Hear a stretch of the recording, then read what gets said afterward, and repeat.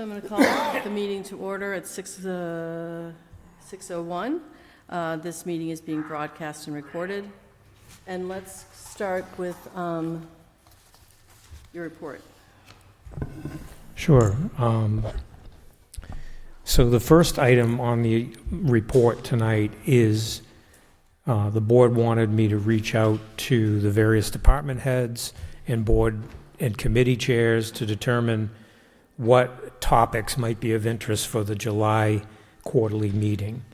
I did get some responses.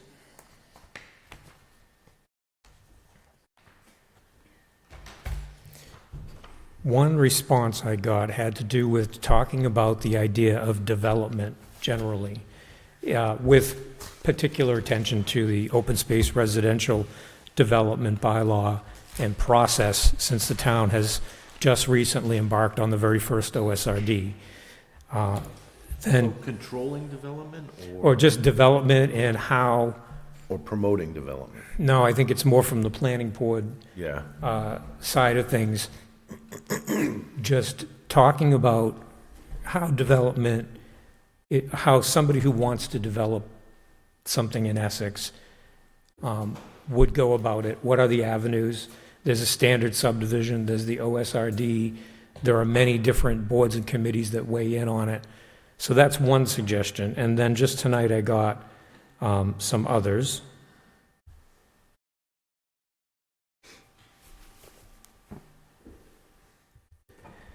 And these include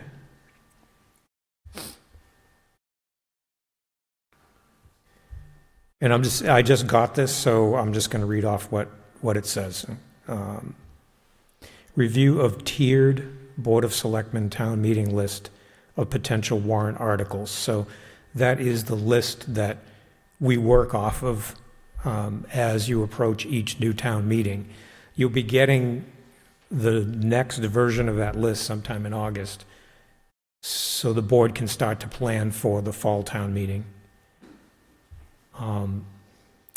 Discussion regarding the structure of the town, especially as it relates to boards and committees and their roles and responsibilities.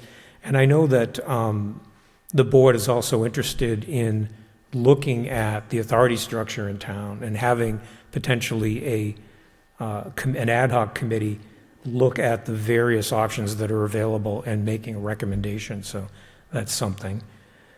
A budget kickoff meeting with all department heads and committee chairs to outline the key drivers for the next fiscal year, as well as a review of all capital items and how they may fit into the free cash available or into the debt schedule. And then also targeted board committee meeting concerning larger projects or common goals that require interdepartmental cooperation. So those are all the ideas that I received after I reached out. And I did reach out to all of the recipients of the quarterly meeting notices. So that's a lot of people. It's a lot of topic. Yeah. Yeah. I think the OSRD bylaw is a good one to just at least cover overall. I think there's been some concern about the first implementation of it. So, I'd love to hear what Concom and Planning Board are kind of seeing and what their impressions are. And that could be for the July meeting. Yeah. Which will And be DPW and, anybody else that's involved, yeah. Public health. And then we have those other suggestions, which you were going to work into a budget discussion anyway. That was one of the standing topics that you had. Why don't we wait for the budget conversation until we have the August 10th On August 10th, conversation, yep, which is the with chair of the Finance Committee is going to come in. The tiered list of warrant articles, I don't think it's a bad idea to just see what they have coming up that we can toss on that list as well. And then capital items would be among those, right? Yes. Also, I didn't know if, I completely forgot about these listening sessions. And I don't know if anyone else is going to any of those listening sessions? I'm going to be doing the one for technology. You're going to be doing affordable housing. Yep. And I did make suggestions to the applicable people for the other areas. And this has to do with the listening session on different topics as they appear to the more rural community. Yeah, the rural community thing, Yeah. And so I know we're covering several of them, yes, Yeah. but maybe not all of them. Yeah, I mean, I just didn't know if there would anything would come out of those to talk about, but we can talk about that at our next meeting if we wanted to toss it in there, but Did we all get an invite to the, rural, whatever it was that came out today, that they haven't got the videos together yet, but they want you to register for it? Which one is that? I didn't see that. I Because think these it's rural related- things are already been put out. Yeah, this by somebody, Gove, something like that. Let me see if I can find it real quick.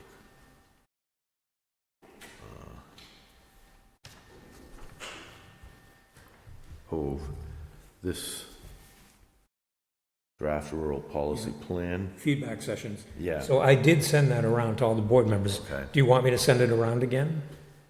I don't care, I mean, I got it. I mean, Andy's going to do one of them for us. Yeah, okay. Yeah, with the 8 or 9 topics, yeah. Yes, yes. And in terms of this, just take notes and report back? Is that how you want us to do this? Yeah, I would say so. Plus, you know, in the end, the people that are running those forums are going to create reports and summaries, Yeah. et cetera. But yes, what are the takeaways for the town of Essex? Yeah, okay. The next is, It's it's past 6:05. oh, okay, we so do our let's public go into hearing. that, yep. So we need to open the public hearing, is that what we have to do? Yes. So can I have Brendan, should I step out at this point? We still haven't received. Yeah, I would say so, yes. you can go out this door if you want. So moved. You opened it, Did I? I thought? We should read it for the record. It's a public hearing regarding a request for an annual all-alcohol restaurant license from JKE Barbecue Steakhouse LLC, DBA Toro Barbecue Steakhouse, Kimberly Tucker, manager, 109 Eastern Avenue. And so the motion was to open the hearing. So moved. Second. All those in favor? Aye. Okay. Hi, you can come on up to the, yeah, that's okay. So the hearing is open, and the board usually likes to hear a summary of the type of business that's planned, people's experience with the management of alcohol licenses, et cetera. And all your names would be great, too. Yes. How would you like to start? Good evening. I'm Attorney Patricia Johnston, and I'm here on behalf of Toro Steakhouse, representing Kimberly Tucker and Jolie DeFreitas, who are going to be the operators and owners of same. Kimberly Tucker, to my left, is going to be the manager. My law offices are at 14 Pleasant Street in Gloucester, Mass., and I have represented many restaurants over the years. So, as we know, well, I know, going back to Dexter's Hearthside, this building has been in existence and operated pretty well continuously as a restaurant through many phases. It has been quiet for a while and vacant. My clients do intend to come back in, renovate the property, bring in a lot of new equipment, as you can see from the budget that they have already done. They're also going to do new flooring and painting and walls. They are not doing outside yet. They both have, between the two of them, about 40 years of restaurant experience, as outlined on the application as well. The existing structure is going to remain the same. It's the same plans as Bella Vita that were attached to this. It's a pre-existing layout with 2 floors. There are 4 dining rooms, 2 of which are on the ground floor and 1 on the second floor with bar seating. The theme of the restaurant is going to be barbecue and high-end steak, including tomahawk, a lot of family style, pulled pork, pulled beef. Brisket, French fries, some burgers. We're hoping to do like a smash burger and then a specialty burger, a lot of different steaks. My husband worked at the Windward Grill for many years, as did I, and he's kind of well known for his steak there, so we're trying to capitalize on that a little bit as well. And we just wanted to have a barbecue place nearby. Are you the husband? Yes. Hi. Yes. Okay. Where do you guys live? We live in Gloucester now. Gloucester? Mm-hmm. I just had a question. So the layout, generally, the dining room layout is the same. Is it the same exact number of seats? Yes, it Yeah. is. Okay, that's important for us to know. And they are not expanding outside until at least a year. And then they will, of course, come back and ask for the appropriate permission. And they have received all the guidelines and applications and rules and regulations. So if the board has any questions or comments at this time? When do you anticipate opening?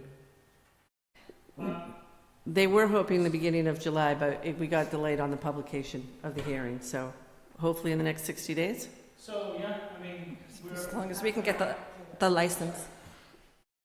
Depending on the state's approval, of course. Right.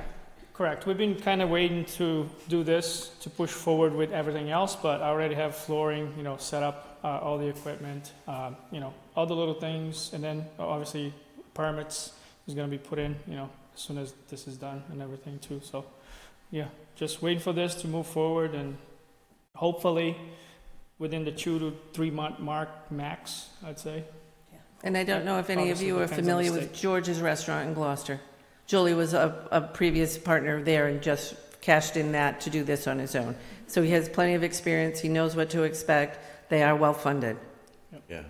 So managed a restaurant with alcohol and all that. Correct, Yeah. for many Yeah. years, successfully. So, yeah, between me and my wife, like she said, it's more like 50 years of experience. I've been cooking for the last 25, 26 years, and, she's been managing for the last 25, 28 years, so it's like, Right, and this is about the alcohol mostly, so. Correct. yeah.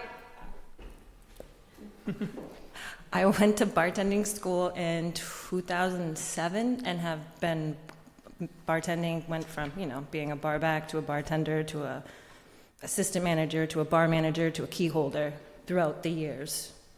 I'm 43 now, so this started when I was 23, 24. Yeah. I am not giving you my age. Do you have any questions? My only questions would be about the alcohol, and I think you've answered them. Do you feel like those questions were enough, or? Yeah, at this point, I would recommend that you entertain comments from anyone else, either online or in the room. Can I ask one clarifying question? Sure. So this alcohol license came back to the town, right? Yes, it did. So this is, can you just The tell me? new license. Right, can you tell me the context now? So this came back to the town, was not attached to the building? Nope. And is there a cost to this license? No, there is not, except the usual license fee. Okay. And then when you grant it, or if we grant it, is it now attached to the people or the building? To the business, not to the building. Okay, just want to clarify that. What normally happens is, if the owner of the building is not the operator of the business, they like to bring another business in right away, and they usually make an arrangement whereby the business that's exiting makes some kind of an agreement, and the license gets transferred. But in this case, there was too much of a delay in between. Right, And so the license went defunct, and now this is someone applying for a new license in that category, of which we have 2 presently. okay, and so this will take it down to 1? Would take it down to 1. One all alcohol? For all alcohol pouring license, yeah. Great, okay. And then any questions from folks out there? These people have my, Sir, to the microphone. I'm no good as a public speaker, but I'm an old guy now, so I guess I'll have to give it a shot. My wife and I are direct abutters, Emily Gertz on Haskell Court, and I've seen the restaurant go through all kinds of iterations. It used to be privately owned by a Marion Costello back many, many decades ago. And I've seen all the iterations of the restaurant and everything. Dexter's House, of course, probably being the most successful, and the Woodward Grill. But not to get off on that, I just have a question of these young folks and their attorney. And only a question is, Toro Barbecue Restaurant, is this a chain, or is this a one-off? No, it's a one-off. Okay, because I looked on the internet, and there is a Toro Barbecue Restaurant, Michelin rated, down in New York City or something. I didn't know what this was, part of this, part of that. Okay, these folks have my blessing. Essex has needed a steakhouse for years. I've been here my life to date, and Essex has never had a steakhouse, and it's high time we got one. I thought they might have a Chinese restaurant there or a steakhouse. Fortunately, we got the steak, we're gonna have the steakhouse. Nothing against Chinese food, don't get me wrong. So that's my 2 cents worth. And your name is? My name is Emil Gerich. Great, thank you. I'm spelled backwards. You want me up here at this mic? We sure do. I'm Karen Gerch. I also live on Haskell Court. I'm just concerned about with the drinking and the hours. How late will they be open? Will they close at a reasonable hour?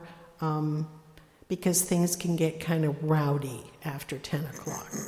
That's my only question. So, Madam Chair, I can answer that. Sure.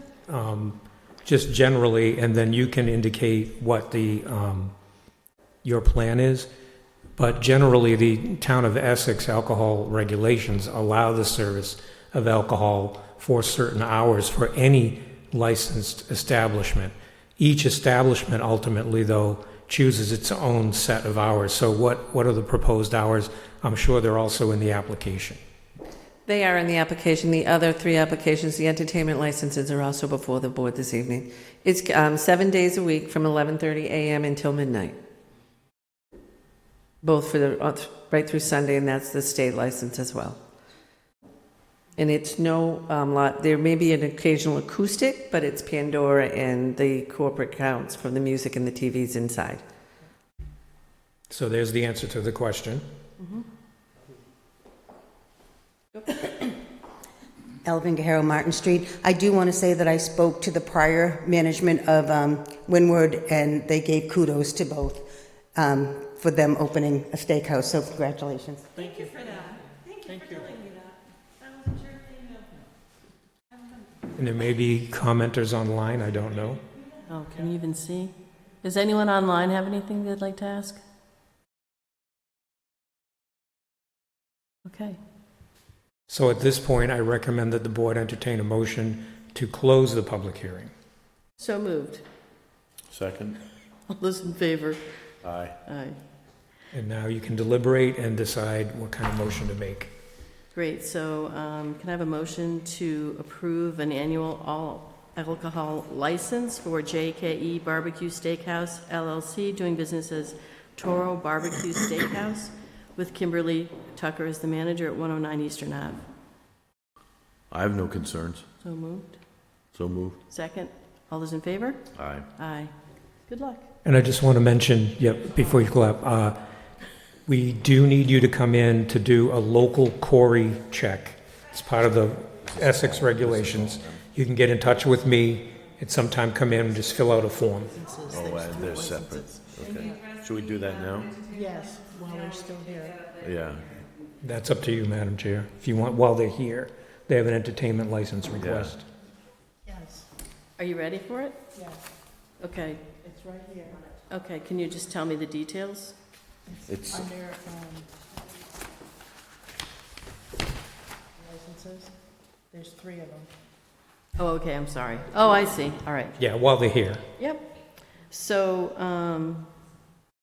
can I have a motion to approve the annual weekday entertainment license, the annual Sunday entertainment license, and the common victualler license? so moved. For JKE Barbecue Steakhouse, LLC DBA Toro Barbecue Steakhouse, with Kimberly Tucker as the manager. So moved. Second? All those in favor? Aye. Aye. Yeah, and those entertainment licenses, as stated, are all indoor at this time. Yeah. Thank you. You good? So this is just Annie? That's just Annie? Sure. Or does that? No, this That's is 3. right here. Okay. So it's Annie, you. You talk to Pam, Yeah. okay? Thank you so much. Take care, good luck. Good luck. Okay, Brandon, we're down to the senior tax relief agenda. Yes. Oh, wait, let me get So let's get Dex. I was sitting out there like this. So the board is pulling together an ad hoc committee known as the Senior Citizen Tax Relief Committee. Sorry. That's okay. There is a first meeting that has been set up for June 10th at 6 o'clock down on the second floor of Town Hall. I worked with the chair of the Selectmen to come up with the draft agenda that you should have in your packages. And tonight, we just wanted to see whether you had anything to add or change before we put this agenda out in final and post the meeting. I'm fine with it. The only thing I want to make sure I do is talk to you about the possible committee member assignments for the summer, like what would those look like? I think I might have said something to you about that, but. Do we have that here? Committee member assignments for the upcoming summer. Yeah, I Yeah. know, what would that look like? Oh, We don't have to talk about it now. right, yeah, okay. So is everybody okay with that? Yeah, way it's set up? Clarifying question is, this is to kick it off in June, reconvene in the fall. Will you plan to do it quarterly, or is it going to be I hope it's something? faster than that. Okay, all right, great. But just kicking it off to Yeah. get the ball rolling. Yeah. When are you looking to hold it? June what? June 10th, 6, downstairs in the second floor. June's- June 10th at At 6, yes. Okay, not 7. The next item is the master fee chart. The board discussed how the fees have been compiled, and there was a lot of work done by former Selectman Inga Haro. The website platform that we have does not allow for a good downloading of that information into our website platform itself. They do allow for the embedding of a spreadsheet on a web page. But in its current form, since you got to scroll over and up and down to see different things, it's probably not a great way to do it. Now, at the recent meeting that I was at, the Mass Municipal Management Association, there was a session on AI, and one of the things that AI is really becoming very good at is taking something like this and doing the programming within Excel to actually present that with pull downs in a much smaller first footprint. When you go to that, you can kind of get to a dashboard as opposed to trying to take all that information in at once. And so the person who did that particular session was Colby Cousins. Colby is the IT director for the town of Danvers. He's also the head of the North Shore IT Collaborative. And you know him. And I know him very well. And I spoke with him after, and I said, hey, we talked all about how it can help simplify, and the information will all still be available. All the details that Alva put together will all still be available. It's just a matter of a dashboard that helps you focus on what you're looking for. And he has indicated that he will work on that project. He has various AI subscription services that get to a much finer level of processing and detail than the publicly available ones. And he has done several dashboards for other complicated things. So it's basically, instead of using a person to take that and put it into a database or in a very sophisticated programmable version of Excel, AI is going to do that, sit there and do that, and he's going to coach it because he's done this type of thing before.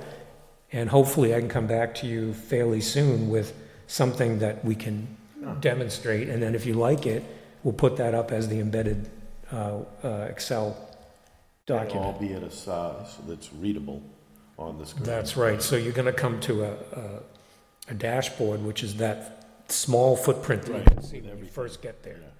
Then you say, well, I want something to do with alcohol license. Oh, okay, well, here's the pull down that gets me here. That's what he's going to try to do. Is come up with a dashboard, and then all the information will be on the back end and within Excel, but people are only going to be able to see where they're guided to. Yeah, I mean, and the way she set the spreadsheet up seems pretty, It should be able to grab that and put it into an organized format. So it'll be a good test for today's AI. Yeah. That's the idea. that's great. Does that sound okay? Yeah. How much is that going to cost? Nothing. Really? No. And will it, What's the practice? He would like to be able to demonstrate a practical example. Right. Go ahead, sorry. will he be able to fact check, what AI then spits out? against. I think he's what- probably gonna count on me for that, Okay. because I have As the long as context. someone. Yeah, you can't just say, here it is, and then all of a sudden it's $10,000 for a common victualer's license, you But in know? a closed environment, I don't think AI is gonna do the hallucination stuff, right? Well, there are strange things out there. I don't trust it all that well yet, Yeah. so. No, but we'll vet it before anyone sees it. Thank you.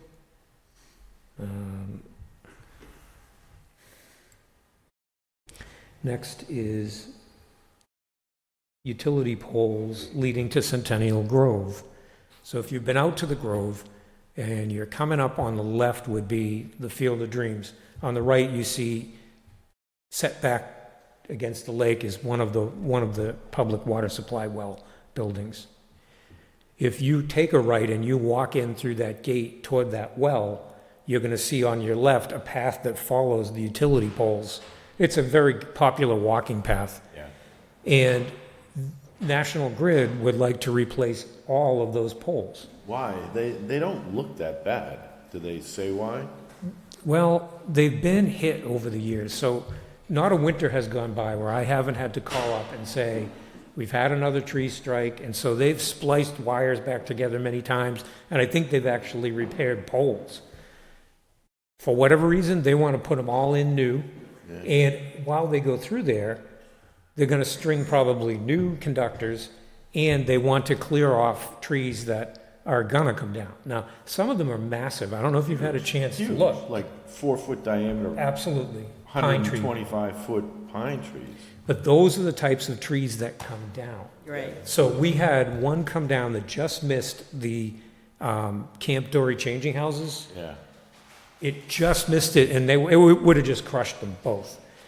We had one come down right next to the Grove garage, the cottage garage, which would have crushed the whole garage. That might not have been a bad thing. Yeah. We had a branch come down on the porch roof of the cottage itself, and we had a contractor come out, a local contractor donated his time to repair that. But those big pines are not necessarily good things to have around. That said, you're the keepers of the land. You have to be good with every tree that they want to take down. Yeah, it looks like they're taking like 20 or so. About 20 trees, some of them are very large. Yeah. But it's going to provide, now remember, that doesn't just carry communication to the cottage, including an alarm system. It also carries our fiber optic spur that takes video in 2 major areas of the Grove. So them improving that is not a bad thing for us. Yeah. And them being able to prevent tree fall, which they can predict, is not a bad thing for us. How much branch clearing are they going to be doing? Did they? I think they're just going to go down that little road, and they're going to run a brush hog probably up the right-hand side, because that's the worst. I mean, branches above, you know, because Yeah, a lot of branches They'll above do the that. wires, They'll do yeah. that, because they're not going to invest in this and not clear it out. Yeah. It's a benefit to the town. Okay, so can we talk this through? So it's Centennial Grove, right? It's all about Yes. trees. Yes, And we lost some trees past Yes. the parking lot to the left. yes. What, is there any, you know, like Manchester's a tree committee, and we have something of trees. We have a tree.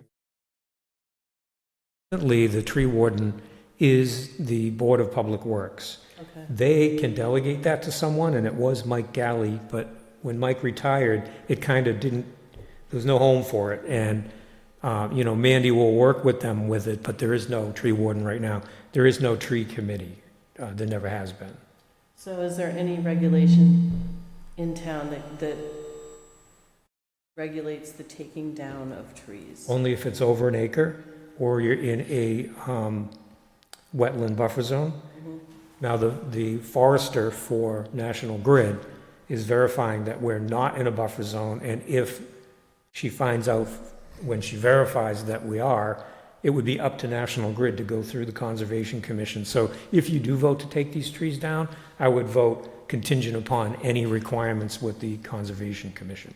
But there is no prohibition about, against felling trees as long as you're not doing that in a wholesale fashion of over an acre.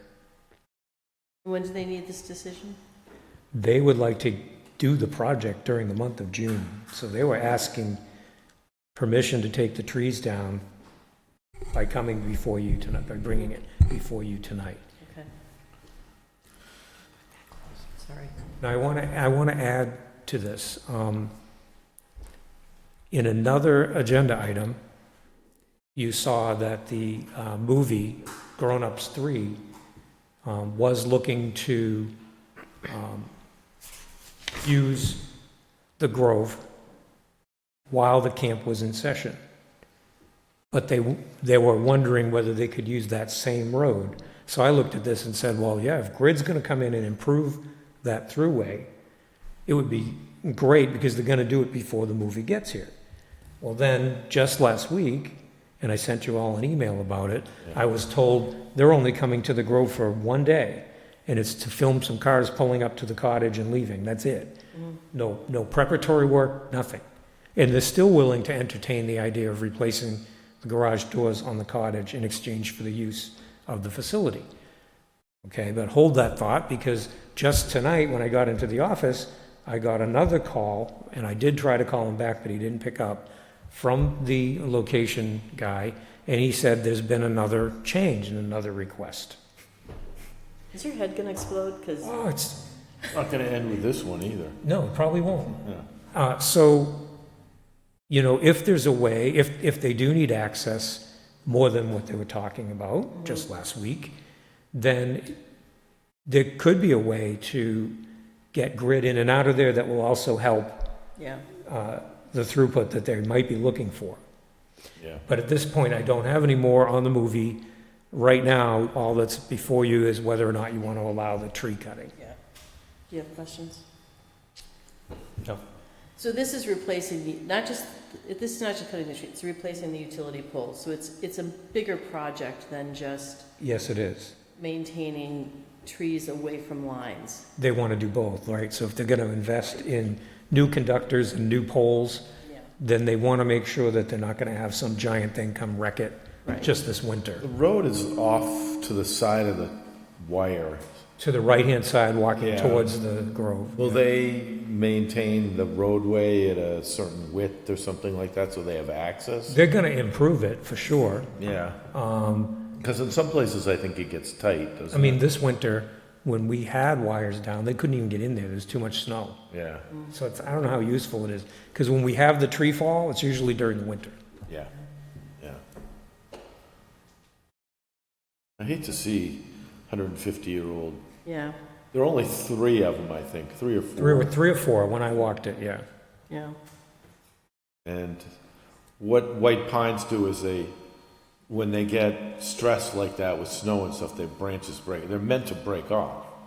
But most of those, it looks like all their branches have broken off except for the ones that are like 100 feet in the air, because they're like straight up. Yeah, I don't know. Maybe we could have them keep those. The worst that happens is it comes down and we lose the cameras and that sort of stuff. It's not like people are losing power to their No, you houses just have to or anything. rebuild the thing. And, Yeah, you know. And it's not to say that trees that they don't take down, aren't scheduled to take down, won't fall on the wires either. That's right. So, can you make a caveat that try to retain the oldest trees? Well, you'd have to instruct them, like, you can have all the trees except the large white pines.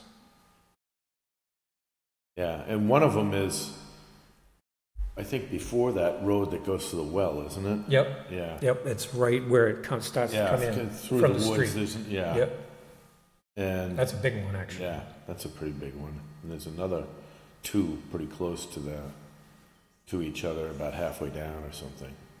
They're kind of cool. I mean, I don't know. I think maybe we'll take our chances and leave those 3 or 4. I don't know. Annie, go take a look sometime Yeah. and see which ones you think. But there are clearly 3 that I've seen. Are you not supposed to do a walkthrough with the, Like the site visit? Yeah. Yeah. is this something we could, I'm waiting for the Board of Public Works to tell us what dates they have available for that, so I don't have that information yet. Okay. Like I said, Grid wants to have this project done Yeah. during June. Yeah, I wouldn't pass up the opportunity. At the same time, if you want to control, hey, take all the trees except the large white pines, then that's instructive and they can get going. I think if those old trees are healthy, my preference would be to spare them. Yeah, they look to be, yeah, but I'm not a tree guy. So keep them if they can show they're healthy. Yeah, Yeah. and there's only like 3 or 4, and I mean, it's pretty obvious what are large white pines. Yeah, do we need a motion on this or not? yes, you do. So can I have a motion to grant permission to the National Grid, to remove trees along the service road to the cottage in order to replace the utility poles leading to the Centennial Grove cottage, Save, accepting the Save. large white pines. yeah, accepting the large white pines. the if 3 they're or 4, healthy, yeah. So moved. Second. All those in favor? Aye. Thank you. Okay, our 6:30 folks are here. Hi, can you just drag your chairs over here if that's, is it okay if they come to the table? These are students. Yeah, we'll just need to give them a microphone. Yep, here. Test, test.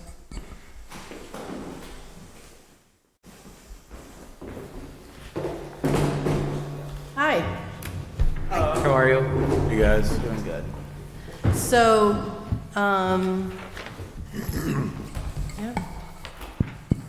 So, if you'd introduce yourselves, that'd be great. Sure, I'm Isaac Collins. I'm Marcel Mavarez. And I'm Declan McKean. Yeah, we are 8th grade students at MERSD. This project started as something for our 8th grade civics class.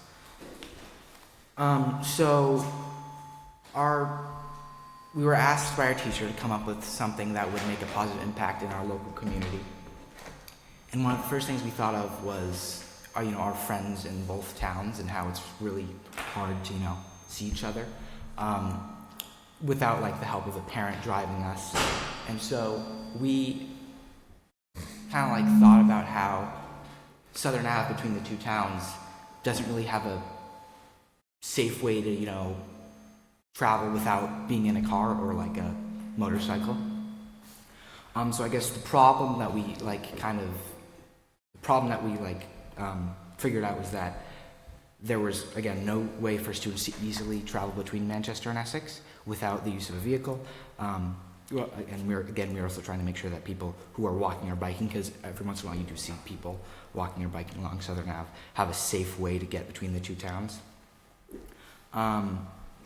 Many students, again, want to travel between the two towns. We have, I think, about 100 signatures right now on our Google form that we sent out, right? Is that Yeah, that's accurate. 100 signatures, a lot of which are from within the school. Right now we have a website that is published. We have Google form again for people to online put their signatures, and am I missing anything else? We have an Instagram account. Oh yeah, we have a social media account where we post videos and photos of our petitions and what You we're doing. guys are Essex students or Manchester? Manchester, Essex. So we're both at the middle school in 8th grade. So you live in Manchester or Essex or? They live in Manchester. I live in Essex. Okay, and we have one other student who couldn't be with us today. Yeah. So our proposed solution is a sidewalk or bike path along Southern Ave to ensure safety for pedestrians and students. Yeah, we first looked into researching sidewalks until we met with Mrs. Cameron, and she said there'd already been talks about a bike path, nothing set in stone. But so we kind of pivoted or just kind of thought of both ideas. Mm-hmm. So now our idea is to either a sidewalk or a bike path. We know that Bike paths would be much easier Yeah, and less expensive. we're assuming that a bike path would be much less expensive and easier to, no problem, far less restrictions on how to build it and how wide to build and stuff like that than an actual, concrete sidewalk. So the people who would benefit from this would be, again, students, pedestrians, bikers, hikers, anyone running would have safer access to the resources in both towns. Students and families, could again use this as a way to get to beaches and other resources in each town. Same with the parents; they'd have to do less driving, and it'd be way more convenient for the kids. so probably less traffic along Southern Ave. Because we know Southern Ave is very busy. Yeah, It's a very busy street. especially on school mornings. Yeah. There's very big backups there. Yeah, easier for parents to get to work in the morning if they don't need Yeah. to drive their kid to school. Other people who would care about this project besides students and pedestrians, like maybe conservation groups, businesses in both towns who may benefit from having more people coming between the two towns. From what we've gathered so far, a lot of the work would be done by the Department of Public Works, but we don't have all the. One reason we came to you guys was to, Yeah. you know. We know the name of Mandy Davis, we just haven't contacted her yet. So I think that would probably be a good idea soon. So I think the square feet for the amount of sidewalk that we did, like a rough estimate, we mapped out, I think it's 2.6 miles between 2 points on School Street / Southern Avenue. And we made sure it was public land. Yeah, that don't have sidewalks. About 2.6 miles. I think it's around 82,000 square feet. Rough estimates for a sidewalk, which we used, I think the average per square foot was, I think, $8.60. That's just an average in the state. That was given by a state government website. So the rough estimates for specifically a sidewalk is somewhere around $700,000. We're looking into seeing how CPA funds might be able to help with this idea. Yeah. Bike path, we're assuming, is way cheaper because it's far less materials and it's mostly just landscaping. Anything you guys want to add? I think we could, if you guys decide that bike path might be more effective, we could definitely do more research on that, because we've mostly done research on sidewalks, but I think with the time we have in class or outside of class, we can look into bike paths. So where does you can get from the middle school to, I know there's a bikeway that Manchester just installed over the bridge. Is that where it ends? Yes. And so it would be from there down to wherever the sidewalk starts? Yes. Down, Yeah. okay. Yeah. All right. Here's a thought I had while you were talking, and it might be a lot cheaper, have you talked to Manchester or Essex Conservation Trust?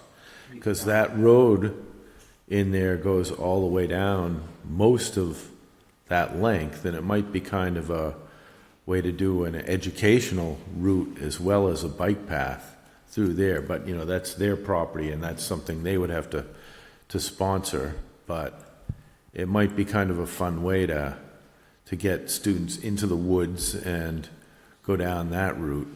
Yeah, and that needs to be improved as well. Mm-hmm. Yeah. I mean, Yeah.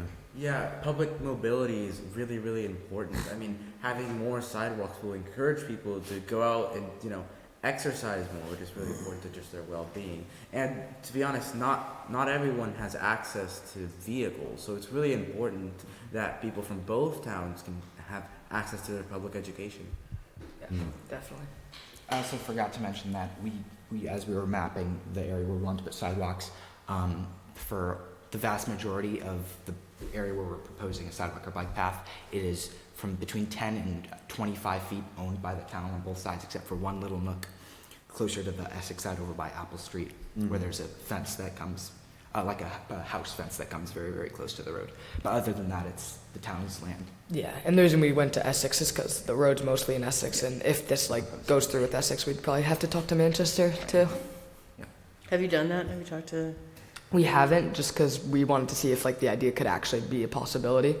But I think we'd There's do plenty of room Yeah. along that roadway. For the most, especially once you get towards Manchester more, there's tons of room, especially on the right side, along where some of the trailheads come out. Yeah. And I do see whenever I'm driving down there, a lot of bikers. There's a lot of bike paths. Yeah. Usually they have to bring their cars and park them, and then take their bikes out. And I think it'd be easier if they could just bike there. Yeah. Well, that crowd they don't care what they're riding on. Yeah. Did you look at or consider if there would need to be any crossings of Southern Ave, or would it all be up the going towards Manchester side?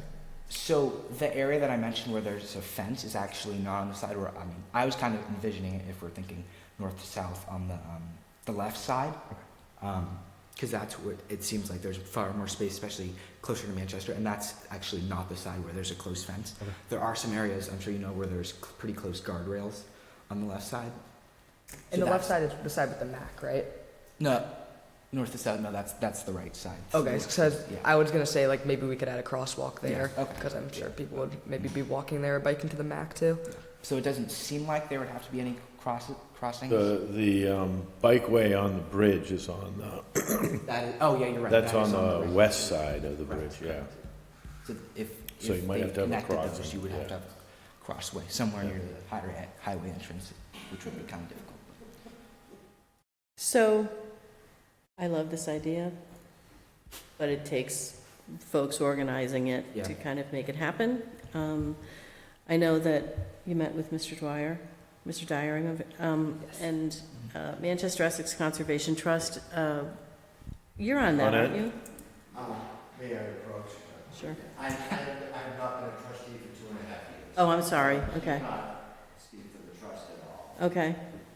So is that I connected? don't think they'd be crazy about the idea of improving that road for a formal bike path. You're talking about the old Manchester Essex Road in the woods? Yeah. I can't speak for them, I don't think they'd be crazy about that. Are you just talking Southern Ave or going into the MECT trails? Just that. I think Okay. they're thinking just Southern Ave. That's the safe route. Right, Yeah. okay. I think that, so Safe Routes for schools, Ken Reel has actually been in touch with them, so we'll connect you with Ken Reel and that group, and there's a bike thing happening on the 17th of, 18th of July. 18th of July, there's a bike event, so you might Fundraiser. want to, yeah, you might want to reach out to those folks, those are bikey people, and then the Manchester Essex Conservation Trust, I did talk to Patricia, is it Patrice Murphy? Patrice Murphy, Yeah, I spoke to her last year. This is something that she might be interested in, so we'll get you in contact with her, but, Yeah, I think I saw her name on the petition. yeah, so we'll just get you in touch with some people, and then we'll see what we can do. Mike, did you want to speak to this at all? No, I've just been advised I should be at the mic if I am going to say anything, so. Okay. So the thing with the conservation trust, is that like a combined Manchester Essex thing, or is that two different? Manchester Essex Conservation Trust. It's a nonprofit, so it Yeah. would be. But there are other folks, like Stacy Capitasto is involved in the Essex Trail. There are a bunch of, we'll throw you some names, and then get some other folks to help you out. But I know you have to finish the assignment first. Yeah. Like, that's the most important thing, to finish the assignment, and then this is all gravy, Yes. okay? Could you consider, impervious surface, like, a gravel pathway instead, which would be a little bit cheaper? Well, Maybe that's- even wrap. We Yeah. got plenty of that. That's the thing with like a bike path or bike lane. It's kind of, in the gray area there. If it's more like a path, like a dirt path, gravel, or just literal dirt, as long as it's landscaped, so there's no dangerous routes or anything. So that's one thing that we kind of went down the road of thinking of that. So it's sidewalks, that possible idea, gravel or no gravel, and then a bike lane. We don't really know much about how that would work. Okay. Yeah, that road, the speeds, I think, are too high to put a bike. Yeah, that's why we looked at just like paving a line, like a white line, like off the Yep. side, but it's not safe either way. Yeah. Yeah. Okay. Sorry, would this cross or path, I'm just trying to visualize in my head, that 40B development going up in Manchester, and if Oh, SLD? On the other side. the other side Well, it's on the side that the bikeway is on the bridge currently. in Manchester, yeah. So, wonder if there would be any funding from a private developer putting that up to help towards that. It could benefit the people in the 40B development. Yeah. Okay. Probably, has that been approved? Not yet. Yeah, so there's time to throw something in. And that's in Manchester, so that would be with their select board and Yeah. planning board. Is there anything else that you need from us tonight to finish the assignment? Finish the assignment. No, our teacher knows that we're here tonight. And she couldn't be here, did you hear why? No. Her dog got skunked, so she had to address that immediately. Oh, we understand. So she apologizes for not being here. Oh, yeah, all good. And we understand that awful feeling, okay? Okay, Also, I so, think we've got some future planning board people in front of us. there we go. Look out, Lisa. Or transportation people. Yeah. Oh, yeah. Sure. Just for clarity, initially I thought that this would be like from the Department of Public Works. You're saying that we could have like some other, maybe more private, like you said, a nonprofit thing fund this? Maybe, yeah. Or a developer Yeah. that's looking There to. could be multiple ways to get some funding for this. So, and we know that there is at least some support. I think we've had the petition open for three days. It hasn't been long at all, Okay. yeah. So, and you already have. There's probably some grant funding Yep. there as well, yeah. Mike, did you have anything to add? Not a whole lot. I just want to be clear. I'm sort of just an interested cheerleading citizen at this point. I'm Yeah. learning as much as you guys are.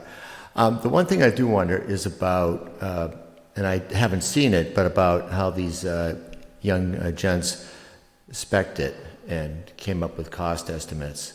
And if there could be maybe an assist from DPW to identify some alternatives, some different ways, and just make sure that this, the specs for width and square footage and materials are vetted. Are real, That might be yeah. a helpful thing. And I don't Yeah. want to, add work to the DPW's plate. But to me, that just occurs to me, it's a possibly helpful thing for these guys. Would you guys be averse to, like a hard pack, like some of the rail trails and stuff have as opposed to asphalt or concrete? I mean, would that be sufficient, do you think? Yeah, we're looking right now. We're saying anything. Yeah. Anything Dedicated, is better than what's separate already, path, yeah. than what's there. So And especially, that'd be cheaper too. yeah, Much cheaper. much cheaper. Yeah. And Okay, we don't so- have estimates yet for that, but we can get back to you. Tomorrow morning, we'll send you some contact information of folks to reach out to. We're going to copy Mike and Ken Reel, Okay. and then and then we'll let you go off and do what you got to do. But we'd love to hear more about it when it happens, Thank you, as guys. it goes along. Yeah, yeah. Again, this is like steering a ship, right? And nothing happens fast in government. Yeah. Okay. Thank you guys for having us. Thank you. Thank you Nice for job. coming. Thank you, yeah. Great idea, and you did a lot of work, so we Yes. appreciate it. Yeah, thank you. I think these guys are to be congratulated. I agree. Should you also move the chairs back? Yes, That'd be please. great. Thank you. Also, stay engaged. Sure you guys aren't in college? Alva has one quick question. Just a comment, hi, Alvin Gaharo, Martin Street, regarding checking with the police officers also, because cars park on both sides of that road, and you want to make sure whatever we do isn't going to cause more confusion or people parking on anything that you end up coming out for a solution. Thank you. Thank you. Okay, back to the agenda. So next in my report, when this report was written, the movie was talking about filming while Camp Dory was in session. They completely scrapped that idea after I had put this to press. And now, who knows what I'm going to hear tomorrow when the gentleman calls me back again. So I guess put a placeholder there and you'll be talking about it again. But what did he say? He said, we want He more said, than he said, there's been another big change, please call me. big change, okay. And that's it. So, is it foolish of me to expect that you say, I need to know by this date, or this is, We've done that 3 times. My you sister have- And they've- and and they've- film, and that's not And gonna they give you happen. something, and then they come up with another. That's right. okay. So get your act together is kind of a good message to send to them, maybe? We've said that, but see what they come up with tomorrow. Okay. And then we have the topics, the possible Yeah. topics for legislators. So we'll just read off some of the ideas that you 3 board members had.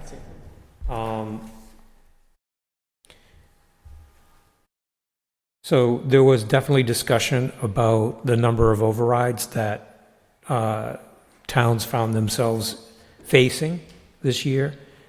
And in some cases, they weren't passed. And that's because there's tremendous pressure on the taxpayer right now. So there could be some kind of discussion about what your legislators plan to do to help with municipal revenue so that it would ease the pressure on the overrides. And they did do a lot last year, but what are they doing next year in the same vein? You know? Let's see. Other topics to talk about, school funding, the board talked about Chapter 70, and how you've heard a lot over the years as to, we're right on the cusp of some big changes, but we haven't really seen it come to fruition. You know, Josh Shapiro built a bridge in what, a week, 2 weeks in Pennsylvania, and they can't, it's taken 20 years to do this Chapter 70 formula. I don't get it. The environmental bond bill that just got approved, what specific things might Essex be able to benefit from? Affordable housing, environmental issues, tax revenue versus other forms of revenue, and then how the state promulgates new laws and regulations annually, but there isn't sometimes a very good understanding of how that will affect each of the municipalities.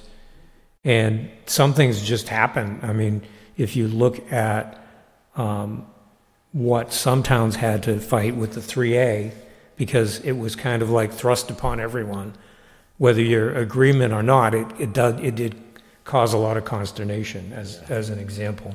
Yeah. Is there any assistance that Essex could get for the secondary sewer upgrade process? In addition, you know, our legislators have talked about the millionaire's tax, and that's supposed to help with education and transportation, and how's that going to manifest? When you say transportation,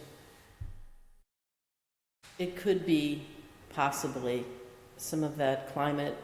I think so. Could be a sidewalk. I think it's on pretty school. broad, yeah. Chapter 70, which I mentioned, overrides I mentioned, investments in infrastructure, and is there assistance from the state? Climate impact work. And a question, what issues do you think voters want us to ask them? And so that would be interesting as well.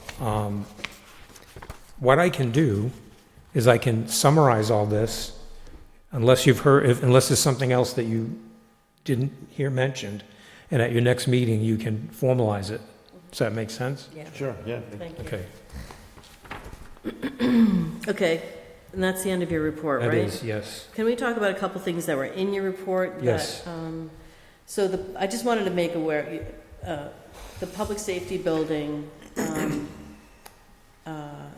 the changes, or the improvements there, I thought that was good work from you and Tom to just kind of address the computer room issue and the, whatever, that cold. Right, so in one of the communications computer rooms, we have two. One's in the fire station up top. That has two HVAC heads for redundancy, because you have to cool all this equipment constantly. For whatever reason, the design in the lower communications room only specified one HVAC head, and the blower motor in that head malfunctioned and had to be replaced. Fortunately, the police department found a way to vent the room while they were waiting for the repair. Tom, that's been repaired now?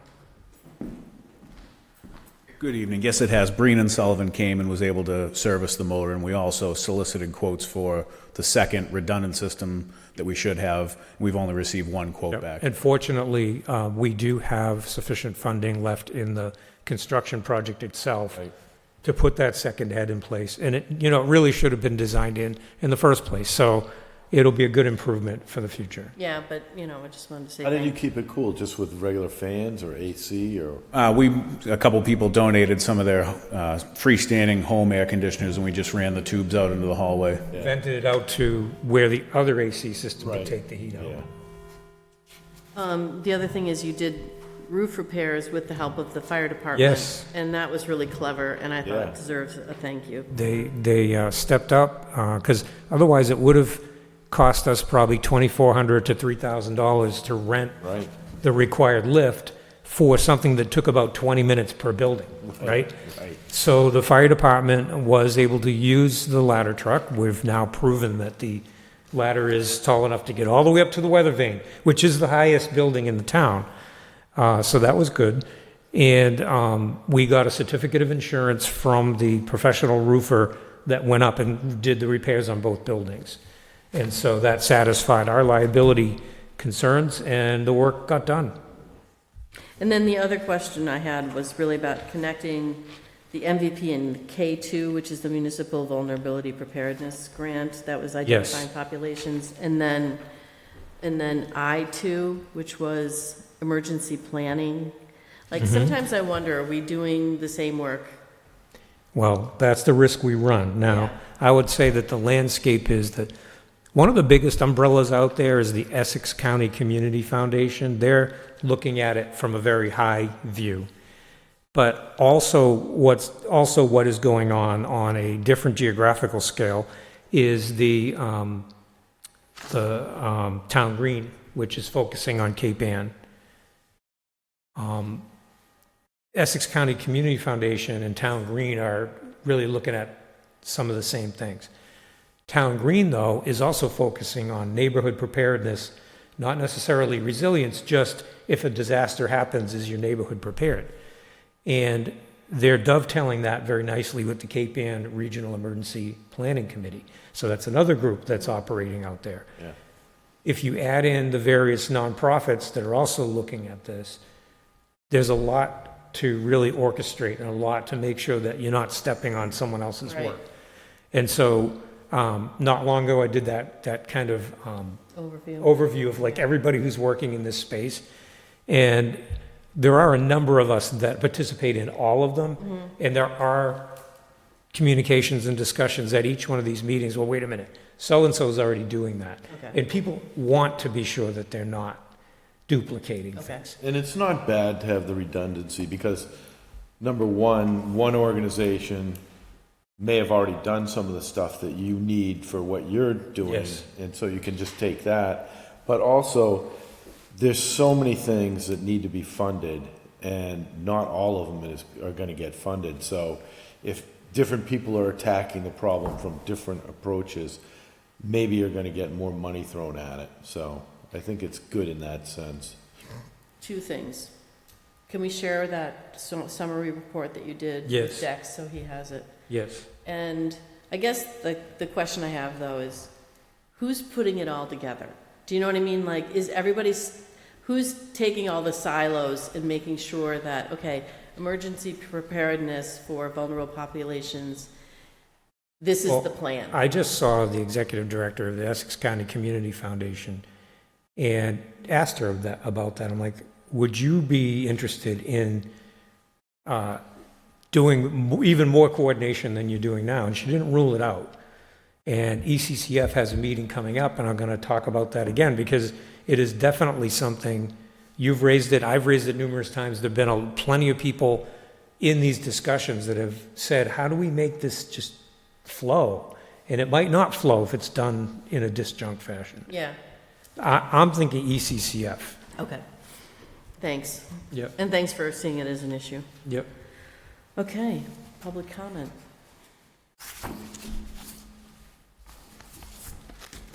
First, Annie, can you lower your mic? Because it's really hard to hear you in the room, but I Sorry. can hear. I know it's hard in here. Yeah, Yeah, this- sorry about that. So a couple comments. First comment I have is regarding the department head session. In reviewing the website, timely meeting minutes would be lovely. I've had to call people in order to get 5 months' worth of meeting minutes show up so that I was looking at something. So if that could be a discussion topic, that would be great. Also, if there's any possibility of looking at agendas being posted prior to 48 hours so that somebody who's interested in something can see what's on the agenda and whether or not they need to attend. And then another subject I had is in the Facebook page. The town, you haven't gotten to it yet, but The town clerk does have a page, although it doesn't have enough people who follow it, or enough town residents, because when I looked at it, there's actually quite a few that aren't town residents and haven't been for years. But that's a place where, my thoughts are. But the note as far as a volunteer reporting, volunteers working it, I'm just concerned about who would they be reporting to, because you still want to make sure that the town approves what gets put on any town website. And does that come with a cost if you have somebody managing it? And then as far as, the finance committee and offering more remote meeting participation, again, my question is at what cost? And that's all my comments. Thank you. Thanks, Alva.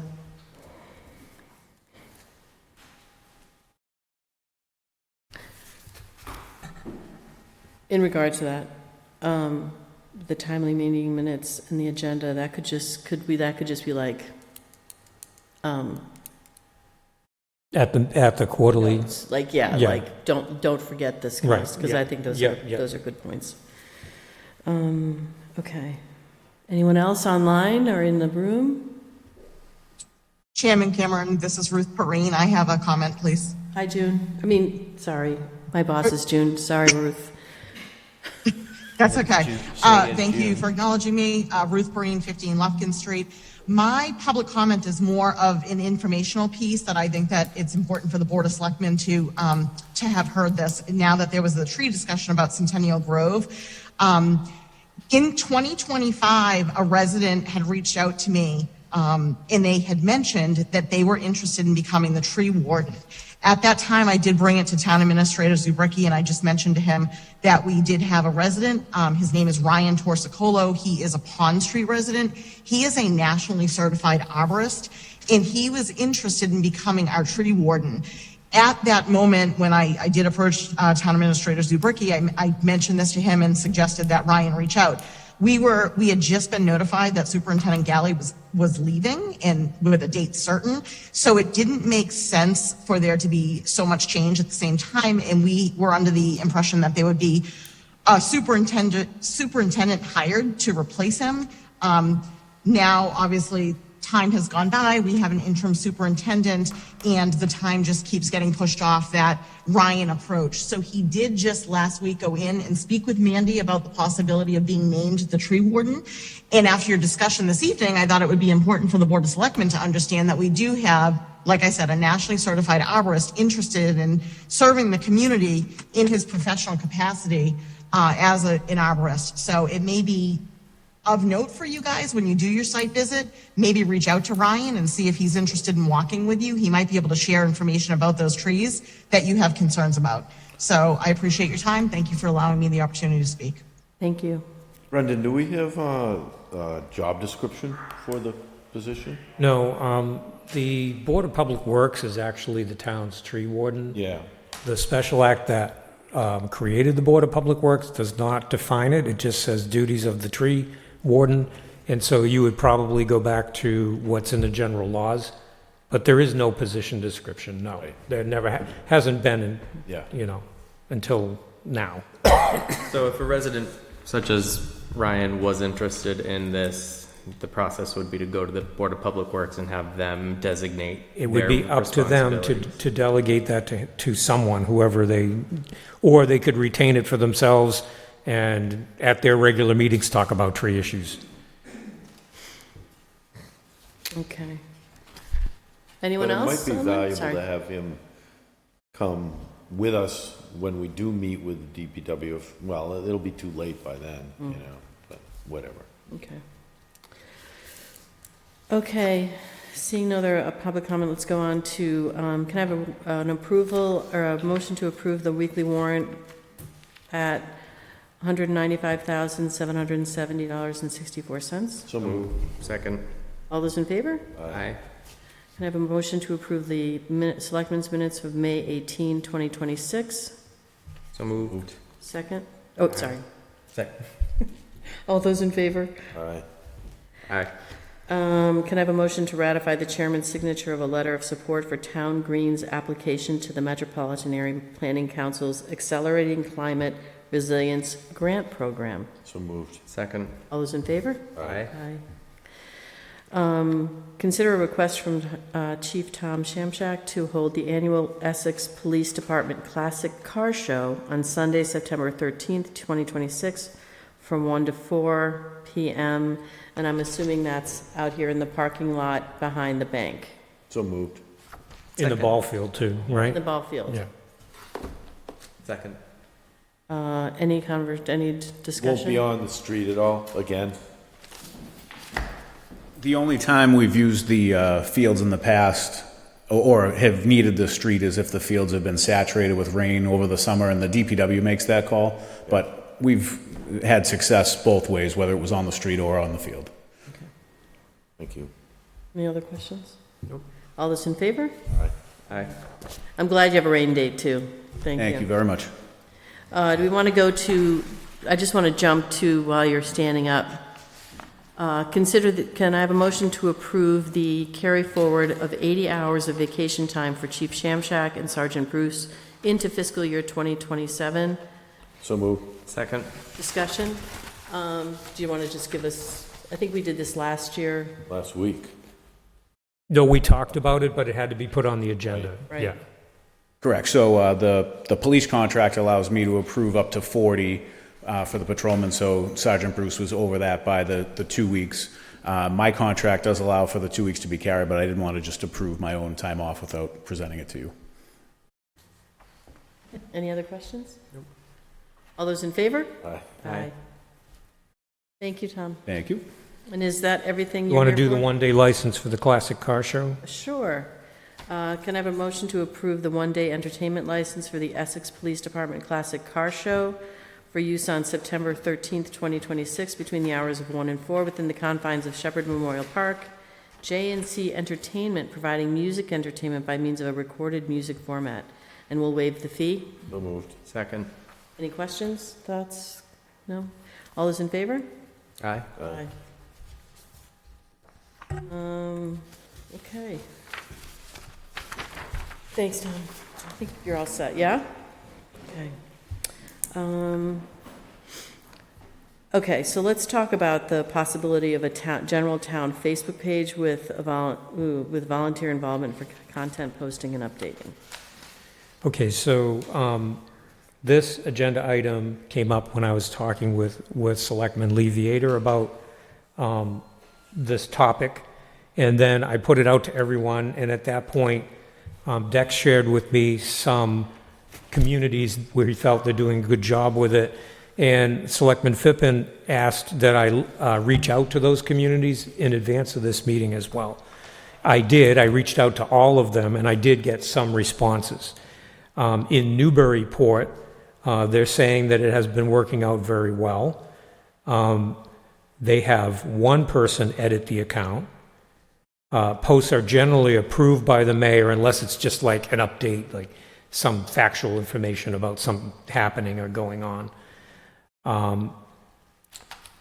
In Newburyport, they do allow comments, but they say, although that has become increasingly challenging at times, because of this, we are currently revisiting and updating our social media policy. Because if you're going to allow comments, you have to allow all the comments. And then you might have people looking at some comments that were made saying, well, that was unsavory. Well, you can't edit it once it's up there. So that's kind of a potential pitfall.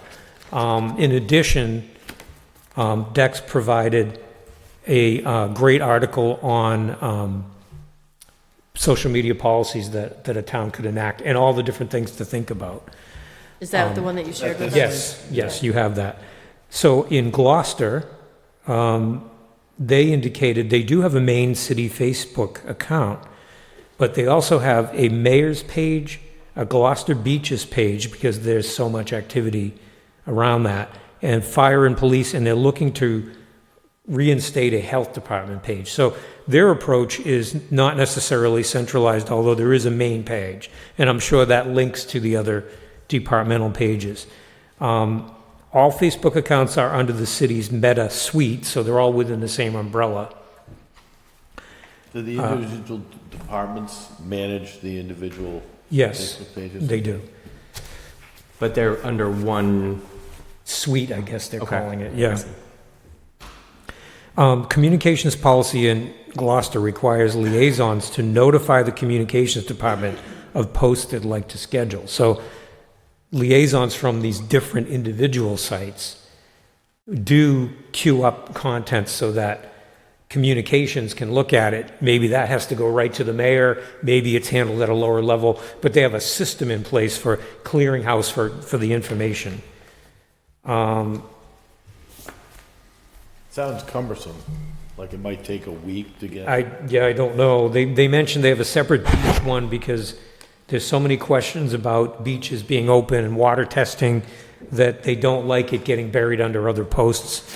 And they find that it's not very useful because they're still getting the phone calls because people can't find the beach information. The city does not respond to posts or comments. And this page will not interact with commenters, although they do allow comments.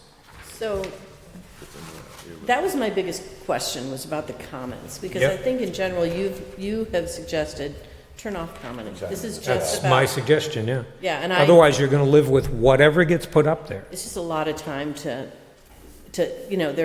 just from having my own experience with this, there's these emergencies. People say stupid stuff. And, I may be in the car and I'm getting a notice like, you better take this thing down. And it's like, Right, I just but think you have it's- a choice to do that. In a town, you can't necessarily say, well, I think that's dumb, I'm going to take it down. No, but you turn the comments off, you don't have to even take Right, that. there'll be no comments registered. That's And I correct. think that there's a cost to have, I like the idea of better communication, but I don't think we should be putting, I worry about additional responsibilities on your plate, and that's why when Alva said Right. something about the clerk. And I have one more. I'm sorry. Yeah, one more. Wenham, only 2 people can post, and everything gets the town administrator's sign off.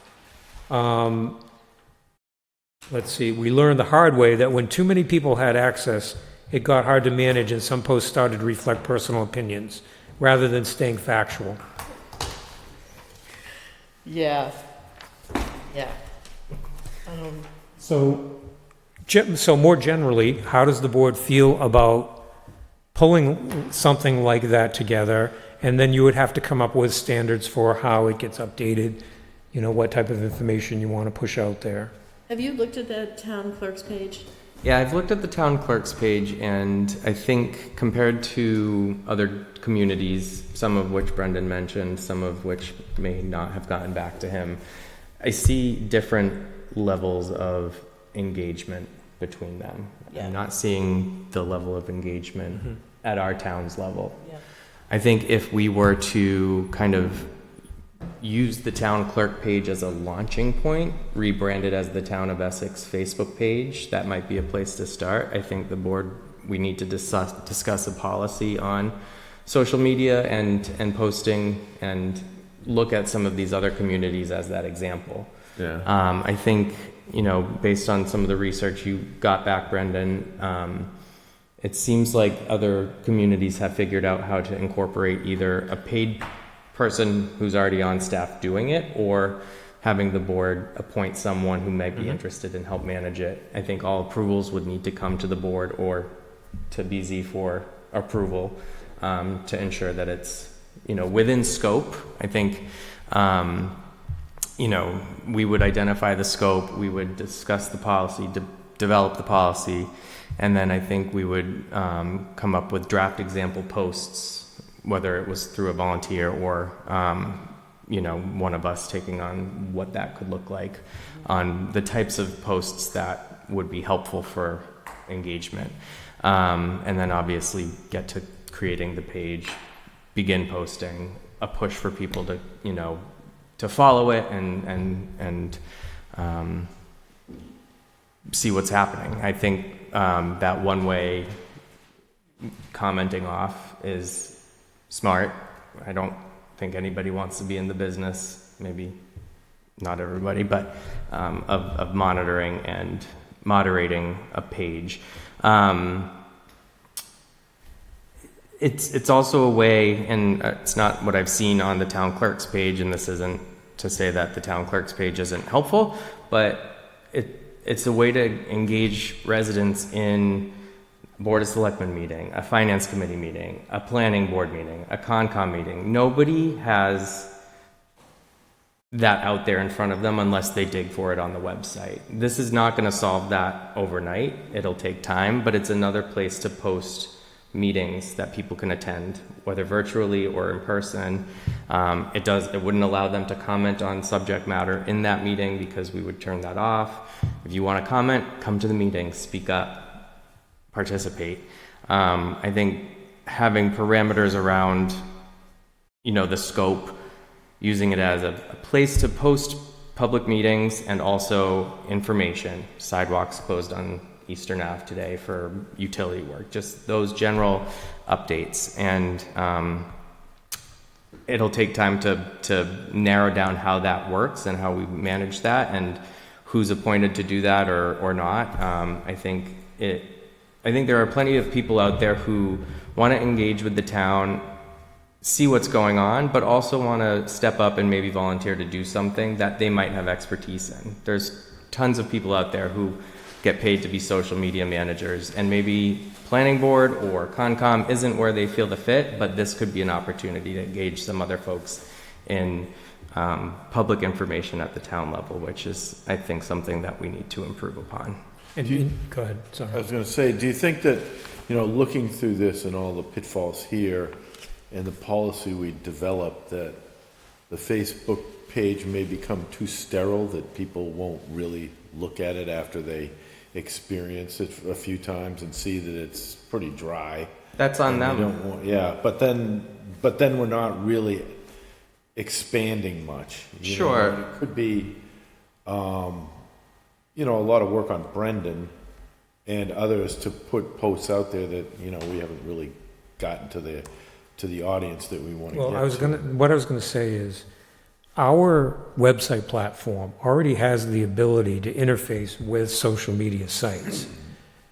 So it's kind of vanilla, kind of boring, but if you're looking at a place for people to see public meeting postings that's not the website, we could incorporate this. Once we had what we call a main site and everybody knew where to push it, we could make sure that we train our people that are posting public meetings on the website to also engage in the Facebook piece. I know that Pam had something like this where it's like one-stop shopping, right? You write the message and then you can say, put it on this Instagram. You check these things off, that's right. That's what you have But through the website? We have the ability to do it, Yeah. but until now, we really haven't had a place to call it home so that you could say, because when you say put it to Facebook, well, you need to have an official place on Facebook to put it. And right now, that hasn't been really explored. Yeah. So I think if we started slowly, Not a bad idea. it might be a way to get some information up on there without taxing anyone, because now you're just doing that as a matter of course. Mm-hmm. Sure. And then you can expand upon it when you see how well it works or what people are looking for or whatever. Dex, would you say that since we do have the town clerk's page, would you want to see us give that a try and see what it looks like? I think that's a starting point. I don't think that's where... It's not where you want to go, I get that. Exactly. But I think, you have to start somewhere. And actually, to go back to your point, Peter, I think, I hear you and I appreciate that people are just going to stop paying attention. But I think it's on us to try and get the information out there. Whether they pay attention or not is on them. Yeah. I don't want to get caught for lack of trying and saying, oh, I didn't know about this. Well, it's in 14 places that you could have checked. So I think this is just one other avenue for folks to have access. And I would be more interested, Brendan, in learning about how the website pushes to social media so we can connect. I'll get that out to everyone, and then if you talk about it again the next meeting, maybe you say, yes, you know what, we want to try this for 2 weeks or something on the town clerk site. Mm-hmm. Then you have blessed it, we try it, and then we go from there. But then other things that are more robust, we can build off of that. It might be a way to start anyway. Sure. So I'll get you all more information on how that works. Yeah, I think one of the things that we tried to do when we were selling the building projects is revert people back to the website. So if you have a question about this, this is where you go on the website, because people were not going to the website where all of the information was stored. And Right. the more you kind of direct them back to, here's really the source of truth here. And if you have a question, you email this person. So it gives them an outlet, right? Right. But it doesn't give them an opportunity to trash an idea or people or Right. So you're whatever. saying in the Facebook post, here's something about this issue, but here's where you go to see a lot more on it, and Yeah. here's who you contact. Exactly. Okay. So that it's really trying to move people back to the people that are, can answer their questions, and also where, and if we're lacking information, it kind of tells us as well, like that's, maybe you need to beef it up a little bit more on this website or whatever. Yeah. And I think too, a goal or a place that would be ideal to be is make it, I think you used the word vanilla, Peter. Make it a little jazzier. Just, I think that's where we can rely on somebody Brendan, whether it's for the jazz. whether it's a volunteer or if there's an opportunity for a public policy intern from a program. Right. Somebody that has that creative, they know how to do it. It's a certain way of doing things. Communication students are out there. Yeah. And need Should we internships consider it and- Instagram too? Because, I mean, you're probably the last generation of Facebook. Yeah, and we're barely hanging on there. You're barely so. hanging on to that, yeah. So, everybody, Sorry, you're The aging lower- so quickly. I really think we just need Brendan to get on TikTok at the end of the day. yeah, so. right. That'll be the day. They'll all go, is that Dilbert? Put the right tie on. I've got it. Yeah. Grow the hair out a little bit. Yeah. But no, I think Peter, that's a good point. I think because Facebook and Instagram are both in the same house, it's easy Yeah. to push that all Yeah. in the same direction with the visual, because Instagram's much more Right. visual than Facebook, and, Right. and we're leaning towards a more visual generation. Yep. We're not reading blocks of text. We need that splashy 3 lines of come to this meeting and Yeah, solve the world's problems with Right. this. yeah.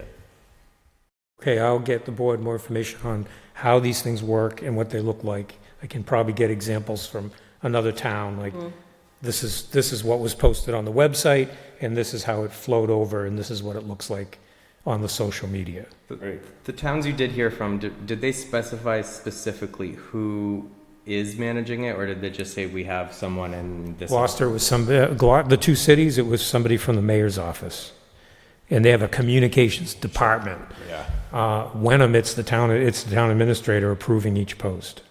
So they're approving each post, but someone else is drafting and creating. People are free to come up with, here, I want to cue this for potential posting, but they can't pull the trigger on it. Okay.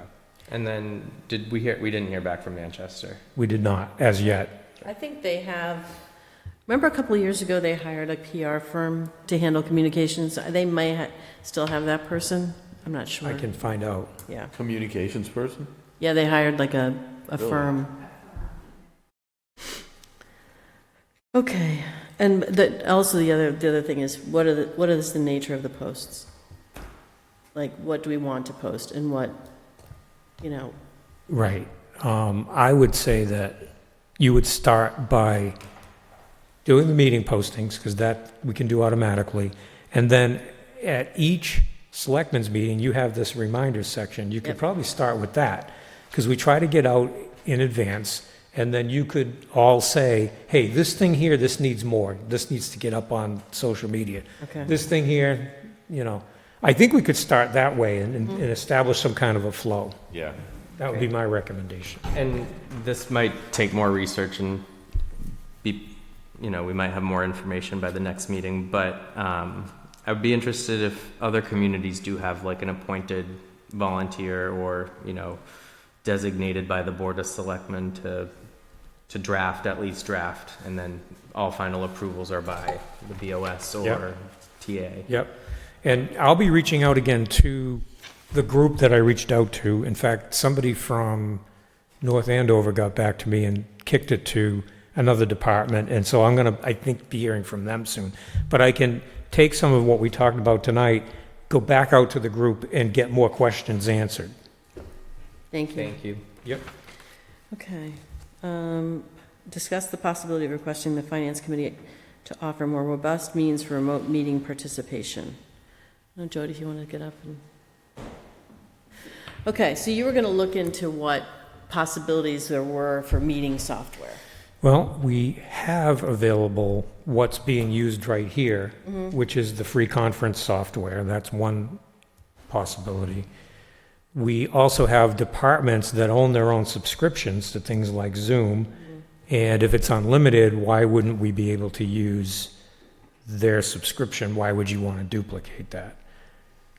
And I guess a department could say, because we don't want it, whatever, but it would make sense to share. Yeah. If that's happening. Is the account in that department's name, or is it a shared Town of Essex account? It's in that department's name. So when you did a meeting, would it show up as, it would have the meeting title, right? So it wouldn't necessarily say... It might say Conservation Commission Zoom line or something like that.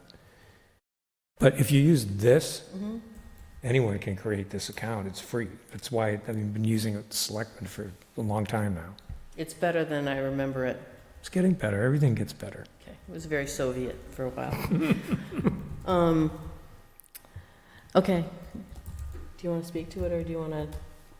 I just think having more access, more visible access to meetings is always a good thing. More participation and two-way participation. The call-in method is, I think you said it best by saying Soviet. Yeah. Not being able to see who's participating unless they unmute themselves doesn't feel like the most robust means of participation. And I think we could the sound is bad in a lot of But there areas. is no two-way communication. There is public comment, but we don't have a dialogue during our meetings, nor do you. Then let me correct myself in saying having the visibility of seeing who's participating, I think, could only benefit the Finance Committee. So I guess my question is why? We just implemented this. We've been using it for a short period of time. We've literally had almost nobody dial in. If you call in, the sound is really sound's terrible. not great. It's bad. But the other thing about using a Jabra, I don't know we use Jabra. That's what we use it Just for. some device we It's bought. a device, right? Usually when you're doing that in an office setting, you're also using a Teams, like a conference off, so you can see and hear. So you're able to kind of connect what's happening in the room to, and it is, I've watched you guys said it is awkward. It's sitting over here. You're trying to. It's tough. It is. It is tough, and I don't think so. Let me just go back over the history. In 2023, when I joined the Finance Committee, we had this exact discussion in 2023. The discussion was, yes, we need public access to meetings, but we should not be doing this on a one-off basis. We should develop what the means is going to be. It should be for all boards and committees. It shouldn't be targeted to one or two. We shouldn't have one committee buy an OWL and another committee buy a Zoom subscription and another committee use 1623. And our recommendation in 2023, and I was fairly new on the committee, was that the town should find a single means of access. And the second piece to that would be, not every board and committee has a clerk to be able to administer this. So, you see it, Annie, Michaela has her duties. So I have the town accountant who's also taking minutes, and she's setting up, this, dial-in thing and trying to monitor it. It's difficult. So we don't have that clerical person, which, kind of goes back to my structural problem, right? Is that we don't have all this coverage for boards and committees for clerical help. So I think that is sort of an overarching issue for the town. I think you need to look at what what you want to see for public access across the boards. I mean, I can start reading the names of the boards and committees, and there are only 3 that have access besides yourselves, Planning Board, Concom and the FinCom, but there are many other boards and committees. So it feels very punitive when you continue to, go at the Finance Committee. I think we need an across the town all board solution so that everybody can be doing the same thing. And I think that was what our recommendation was in 2023, and everybody went out and had sort of a free-for-all because there wasn't a single means of access, and we've spent money that the FinCom, our main point was, let's not spend money in every department so that we can handle this in one platform. Pay one fee, have multiple access. If it's using an OWL or having 2, we have that piece of equipment that is shared. And we see this a lot. The Finance Committee's bumping into this a lot when we do our liaisons into departments. We're seeing all this one-off stuff being bought that isn't available to all. The plotter printer in the Planning Board office, but it's not in the general office so that everybody can use it. And then we're outsourcing things out of the assessor's office because they don't have the plotter printer to use. So I don't think that anybody has a problem with better access. I think that it's truly, you've got volunteers running boards and committees who are signing payroll, who are managing employees, we're adding technology. What's the cost of technology? Do we need another clerk? Do we need, like a floating clerk or somebody who's managing meetings to help navigate some of this? And then what do we do with these videos or recordings? Are we storing it? What's the cost for that? So I guess I would like to see some kind of a policy and B, cost benefit analysis of what it is that we're going to use for a platform. Okay. And can I just speak to the Facebook thing a little bit, because I'm concerned. It's the same issue, like where we're going to spend the money, who's going to administer it, why are, I don't want to put more on BZ because, I think these are legal issues too, where, we are putting content out there, so we do need to be very careful about what we're doing, and there is a cost to a misstep there. Yep. So I'm a little bit concerned about that. Okay. Thanks. I do appreciate that point, and I can't tell if this is on. I don't know if that's something we could add to that quarterly department head discussion about the access, because I agree. I think it is more widespread. I think it would be best if there was a singular access point for all of these meetings. Something you could bring up at the July meeting just to get the sense of the room. Put it on the list. It's on. It sounds like it's a town direction that needs to happen. Maybe we should put it on the tiers.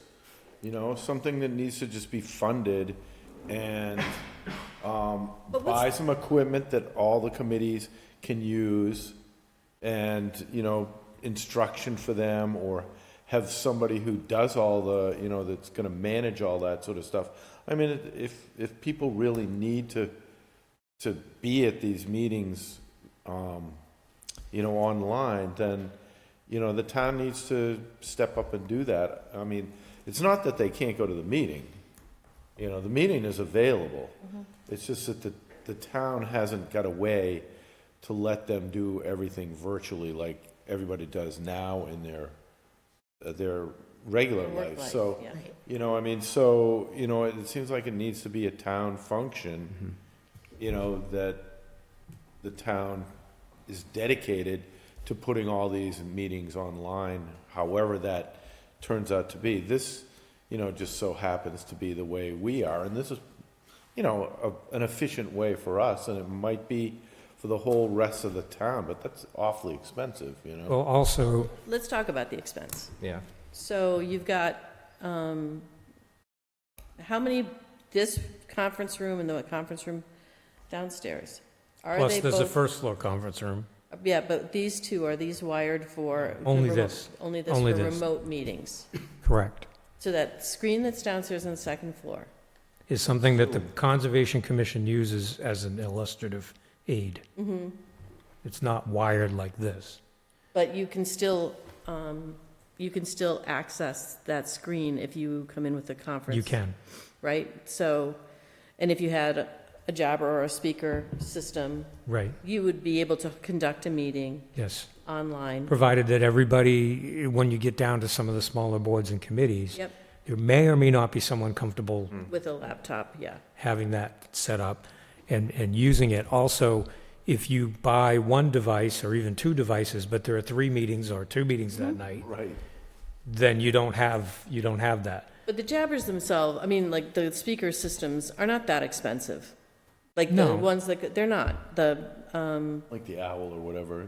The owl, I think, is probably more expensive, because that pivots, but you can just have, one of those, I keep calling it a jabber, but. But you need a laptop to Yeah. go into it. And Yeah. you may or may not have that, depending on the board or committee, or somebody, even if they did, Yeah. are they comfortable actually getting it to work? And at a certain point, you don't want it to derail what they're there to do. Right. So But it's people kind of get an in- experiment. People do webinars. I mean, their employees, do they all have laptops, or do they have desktops? Our employees? Yeah. Nobody has a laptop. They don't have any laptops? No. That'd be very difficult to manage, and it's a security risk, and they don't need it. So can you have a laptop in each, do you have an extra laptop for this room and downstairs? No. Can we get someone to donate Well, those? that's what I'm saying. It would have No, to you be a can't, because then direction of you've got a town resource that doesn't have necessarily the right thing. You have to manage all that. Yeah. You have to put it into the antivirus and into the security fabric. It's not anything we're prepared to do, I can tell you So that. when people work from home, They use their own device, and the VPN comes up, which is viewing a window of what's going on a server. No data actually goes onto their device. So most households have either a desktop or a laptop computer, and that's how they do it if they want to work from home. Otherwise, you would have to buy everybody Yeah, something, yeah. at least a Chromebook, right? Manage those. you don't want to Chromebook, yeah. Make it, well, see, we don't have the Yeah. bandwidth, no pun intended, to help people with each person having a laptop. We don't. Yeah, and so. it would That's have the to whole be department does It would that. have to be a dedicated IT direction, department. yeah, for the town to do all this. You know, I mean, to make it go smoothly and run properly. And do we want to go there? I mean, Well, I mean, to be at what honest with you, cost? every person on the finance committee has a laptop. Yeah, but then you're just No, doing the but that's finance true. committee. They're working on, I mean, I get it. No one is going to step up and do the work and manage through their laptop. They don't even want to manage the dial-in. So it's, but I don't think it's not even just the finance committee, right? I mean, look at your committees. Historical, Council on Aging, DPW commissioners, Board of Health. I mean, run through the list. Yeah. And I think that you've got to, whatever it is, you've got to provide them with the tools and the training. And I think it has to be an employee, because you're talking about protocols here. And you have other buildings. You have the Department of Public Works that meets in a different place. You have the Council on Aging. You have the Board of Fire Engineers. I'm not trying to shoot this down. I'm just trying to tell you I'm hearing a lot of like, it could this grow. is why we can't do something, and I want to try to figure out ways that we can do things, because And I'm not. Well, it is a luxury. I mean, the meetings it is not a, I don't think it's a luxury. No, this is 2026. This There is- is not a this is person standard who's not operating working life. and It's getting. it's a luxury when you look at what it's going to cost.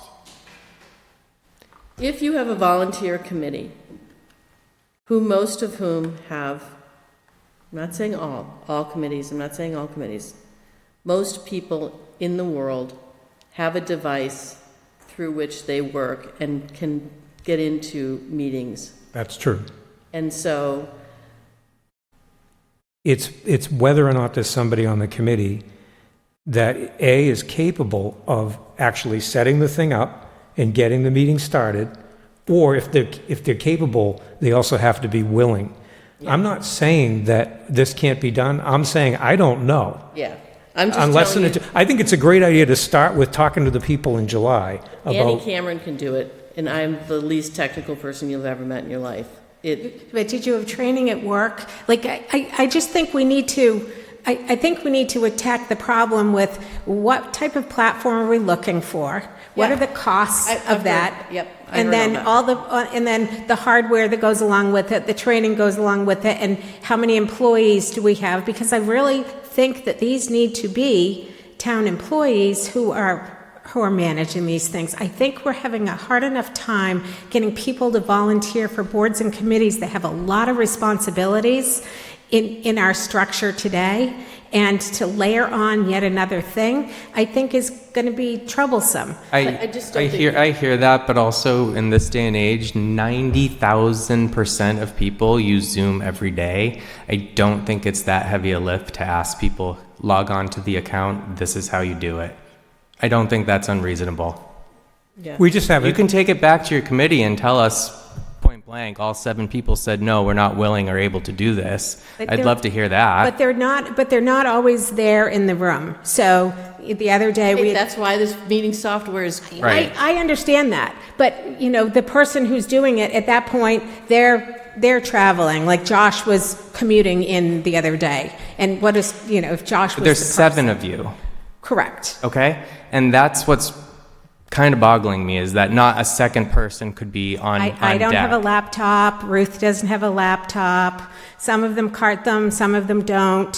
Some of them they had their work laptops, and then in their jobs, they have been asked to not use their laptops for communication type things. So those are some of the problems that we've seen lately. Yeah, it's all challenges. There's no solutions. Right. That's why I think it needs to be, I think we should do it right. Instead agree. Instead of layering this on volunteers and their own personal equipment, I think we need to do it correctly the way we asked in 2023, which was, let's find a permanent solution. Yeah. Okay. I think it has that to be a direction of the town. Yeah. The town has to commit. I think that Yeah, I think you can ask the people in July, when you have the quarterly meeting, just to see what people have to say. Another thing I can do is I can go back to the North Shore IT Collaborative, which has got some towns that are much bigger than Essex with full IT departments, and they probably do have coverage of every meeting, and I can ask them how they accomplish that. Yeah. Because it is done, it's just not done here. Yeah. Because we don't have right now, we don't have the capabilities. Yeah. You could get there. The other thing is that, you can, I'm a cheater. I record meetings and then I have AI summarize and do action items at the end of it, pop that over to everybody. You know what I mean? It's like, helps you with minutes to have that sort of automation. And, yeah, okay, so let's just table this for now and we'll come back to it. Thanks, Jody. Thank you. Thank you. Okay, so we did the Sham Shack vacation time, and then consider the development of a letter. I thought we already had a letter. We do, so we just put the same thing on that was on last. Oh, okay, sorry. So Okay. there are no changes except for the fact that the superintendent said that we should be addressing it to a different person than what was on their initial sample letter. The language has been approved by their council, and so we do have tonight, you may have already looked at it, a letter that can be sent out to that party. And the only question I had about this is that we're committing to 50 years, and Manchester is only committed to 20 years through the lease. They were not asked to do a letter. They were like not this. asked to This do is it. A new request. Or from at least the MSBA. new enforcement of an existing Yeah. requirement.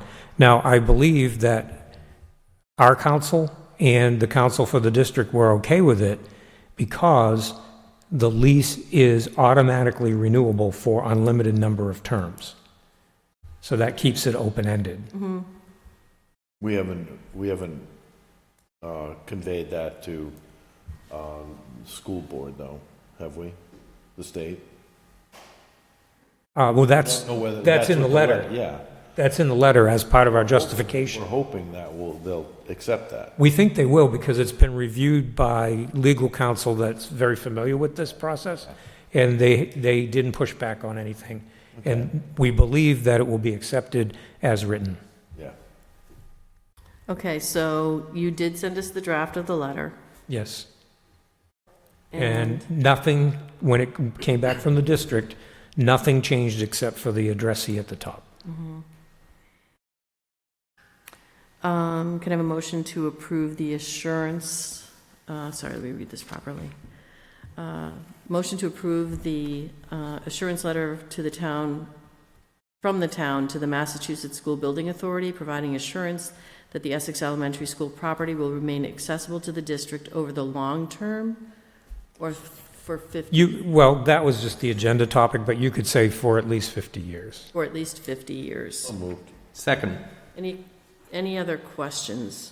And you feel comfortable with this? Yeah, I mean, I researched the actual votes that were taken that are backup for what we're saying in the letter. And our town council was comfortable with it, and I'm comfortable with it because it uses a variety of things to say why it's going to be available for 50 years, not just one thing. Because if it was based on the lease, you're right, we couldn't say that. Yeah. It's based on a variety of factors, and I think it strikes the right balance. Has any other district had to do this, or is it too new? Not recently. It's all too new. So the Manchester Essex Regional School District has gone through this process twice. I believe there was a requirement, but it wasn't enforced. Okay. So now the third time through, they're enforcing it. I was told that they are picking up a lot of the requirements that perhaps weren't being really enforced in the past, and we're kind of in the new groove of approvals now, and that comes with things that we didn't see before. I mean, I guess if you're lending, if you're paying for a significant portion of the building, it's okay for you to demand that you have long. access to it for 50 years, right? Okay, so I guess one thing I'd love is if you would send this to the town of Manchester so that they're aware that we've done this. Yep. With just kind of like, we wanted to make you aware that this is for 50 years, and we know that the leases are for 20. But it's Just for renewable awareness. automatically. Yeah, just. Is it automatic? It says that in the letter. If you read the letter, it goes right through the logic as to, Yeah. it's good. Brendan, is it automatic? If nothing is done, it automatically Yeah. renews? Okay. Yeah. Yeah. Okay. So you have to vote to not. Yes, and in fact, the board did that at one point. There was a pause taken Yeah. to study a certain issue, and then, no, it really didn't get a lot of traction, and then everybody agreed to resume the lease and to extend it for 20. Okay, thank you. So all in favor? Aye. Aye. Aye. Thank you, Brendan. Sure. Okay, so I just, I had two questions about this next section, which is ideas for agenda items for the next meeting, and also, are there any suggestions on our existing agenda that you would like to revise, edit, add to?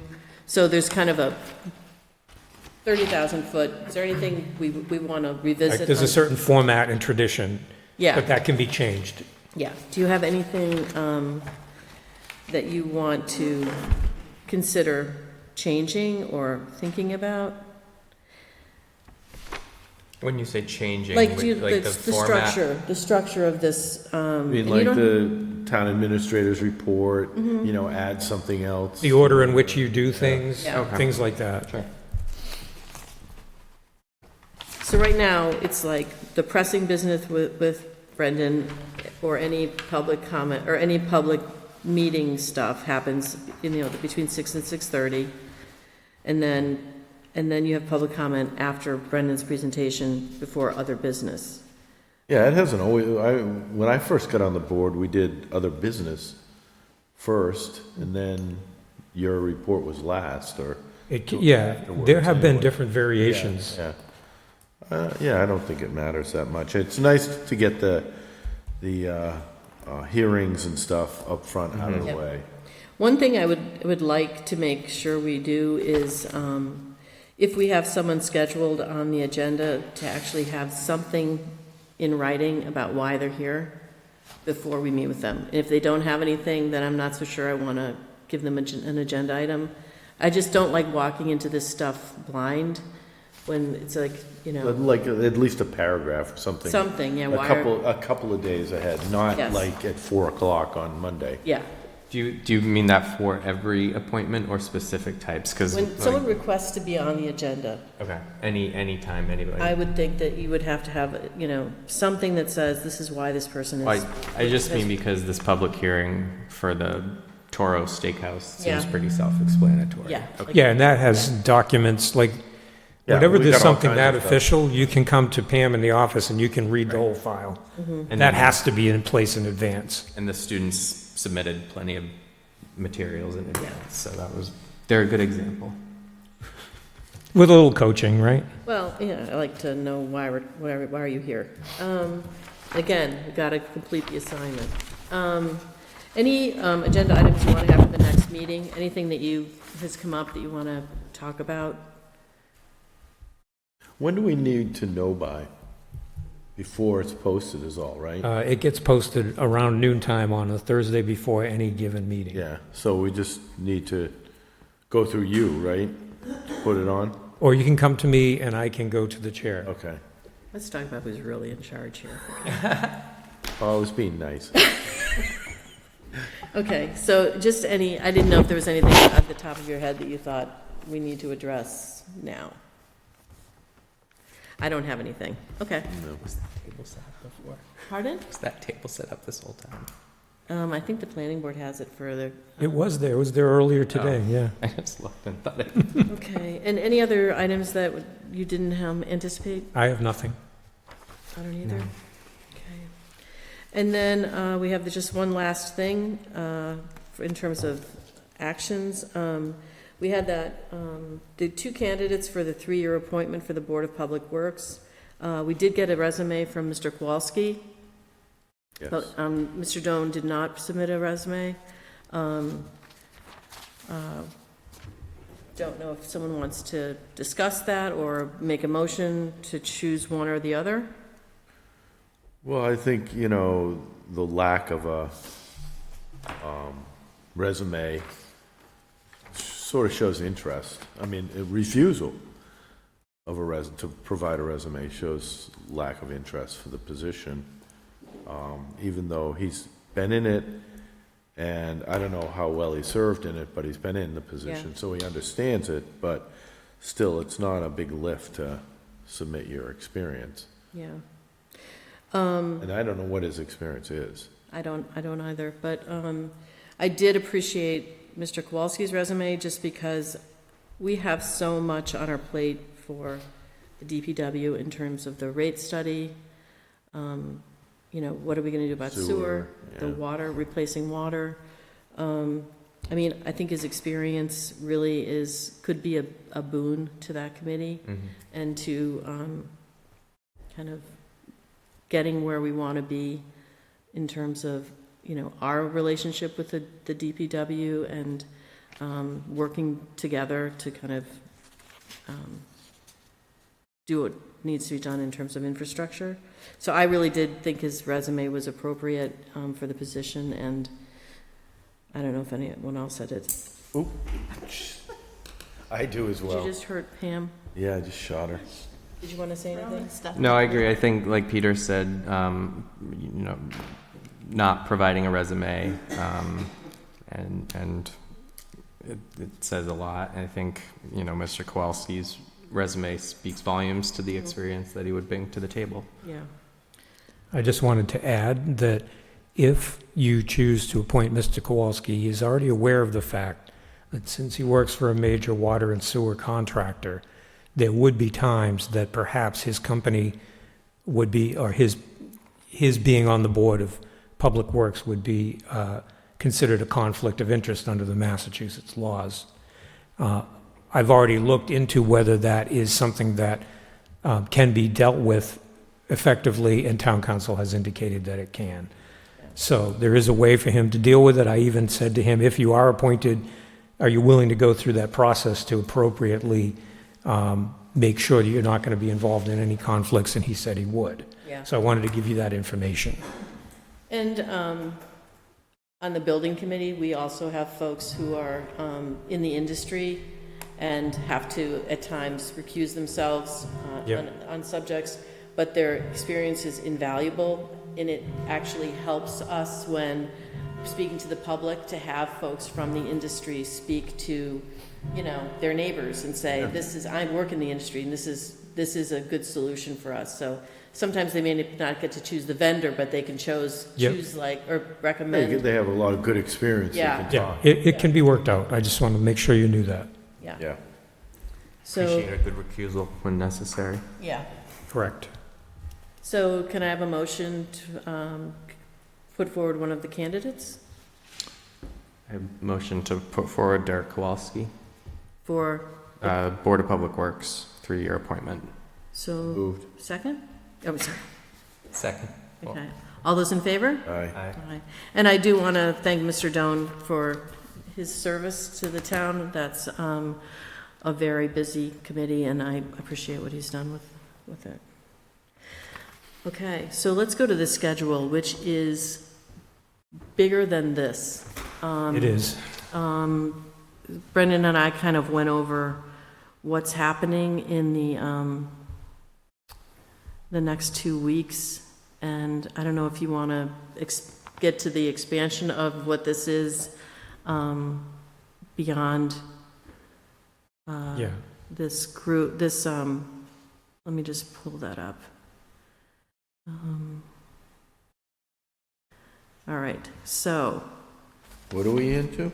we're on the reminders. There are, Annie's saying that there's a number of other things that are not on that major okay. list of reminders that might be of interest to the board members. So, here's what I've got.